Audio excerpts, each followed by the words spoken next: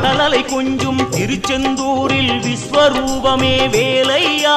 பழமுதி சோலை அறுவடை வீடும் புண்ணிய தரிசனம் முருகையா